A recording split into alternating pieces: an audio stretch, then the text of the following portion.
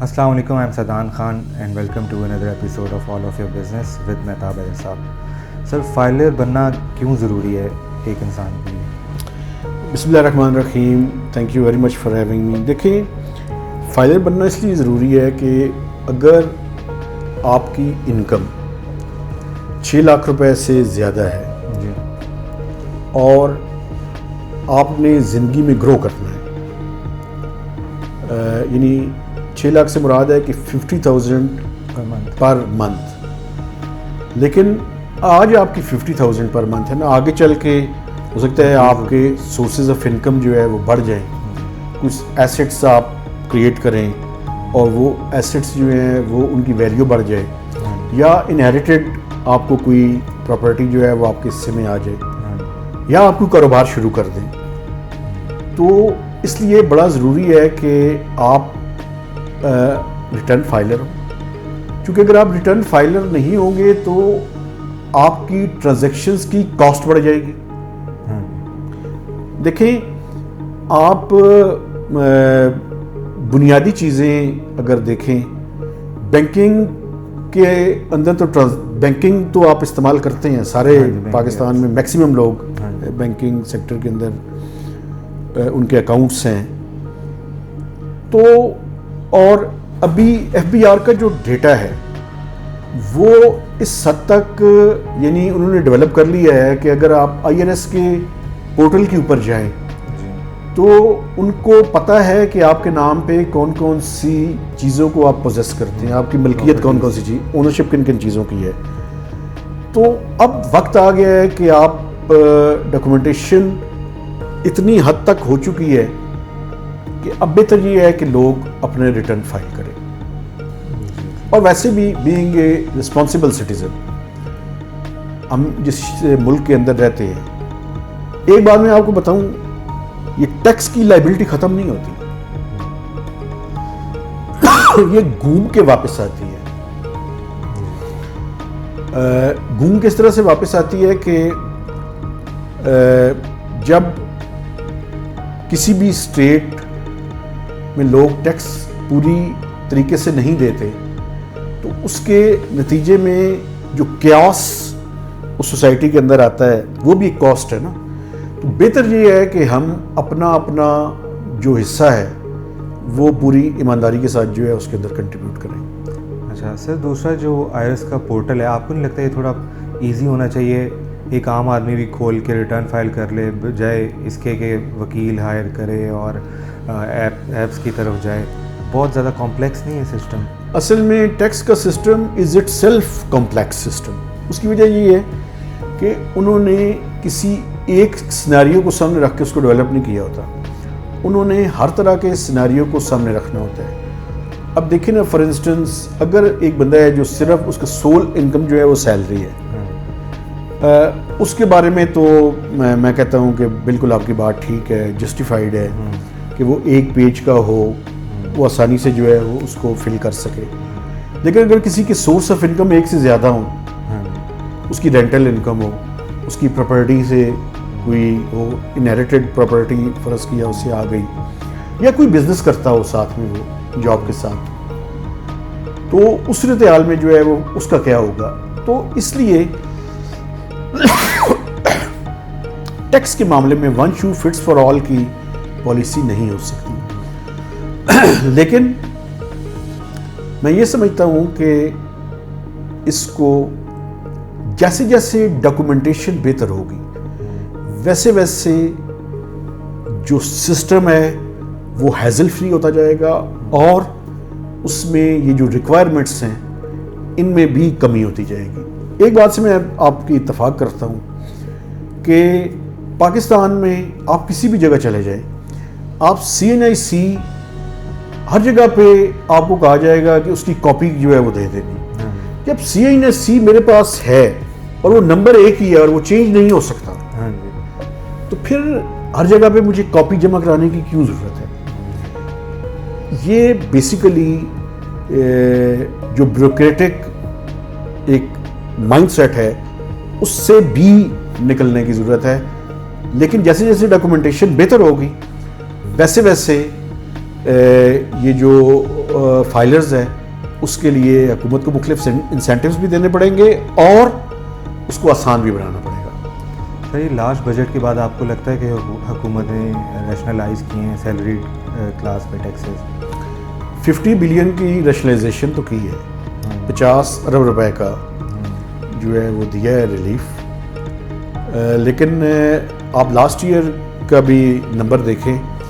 تو salary class was one of the largest contributor. تو اور پچھلے چند سالوں کے دوران سیلری کلاس کا برڈن بھی بڑا تھا, لیکن اس دفعہ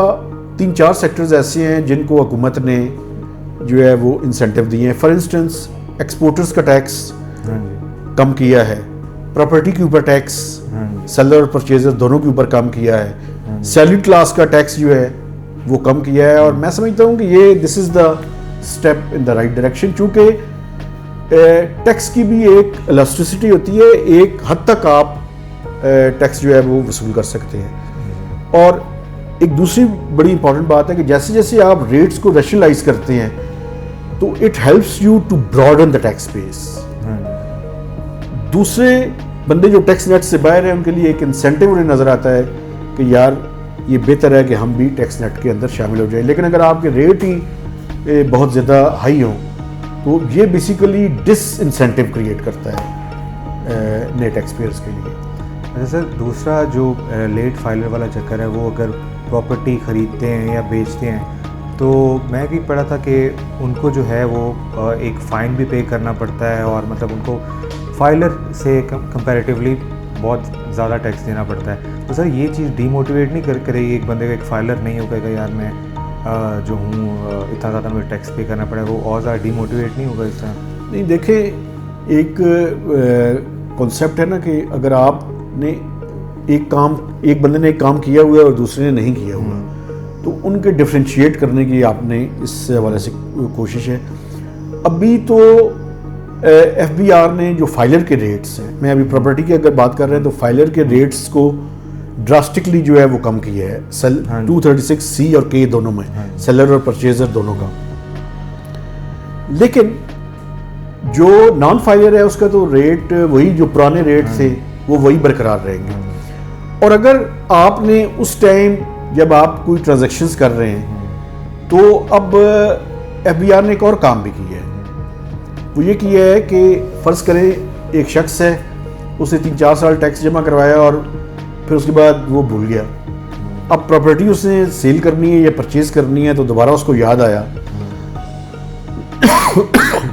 اب اس کو پینلٹی بھی ہوگی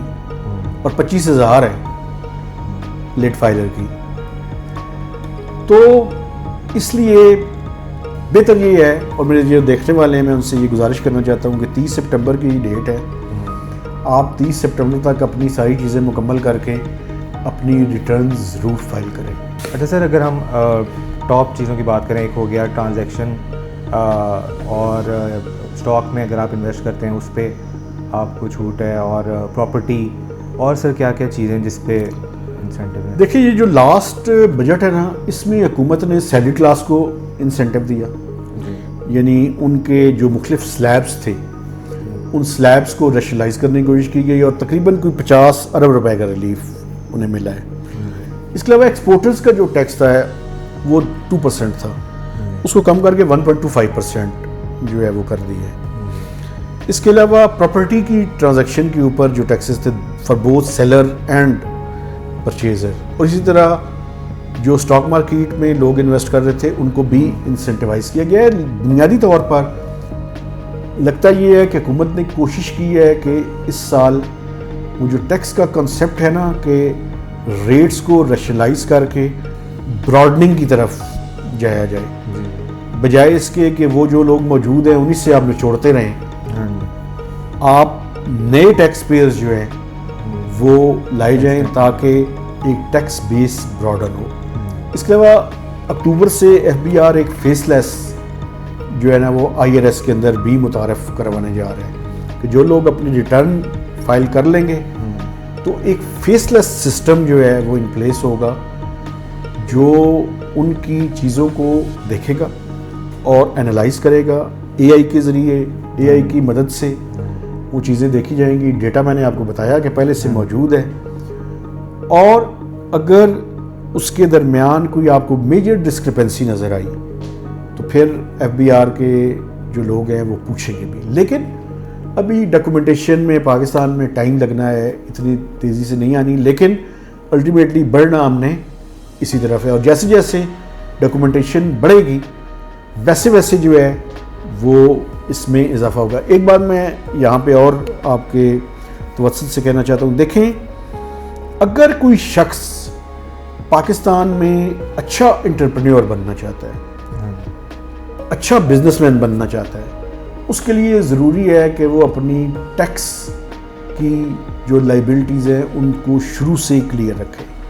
یہ آگے چل کے جب وہ گرو کرے گا اس کو بہت فائدہ مند ثابت ہوں گی, کیونکہ اس ٹائم اس کو یہ نہیں, اس کو سب سے بڑی مشکل جو پاکستان میں لوگوں کی ہوتی ہے وہ یہ ہوتی ہے کہ ٹرانزیکشنز بڑی بڑی کرتے ہیں,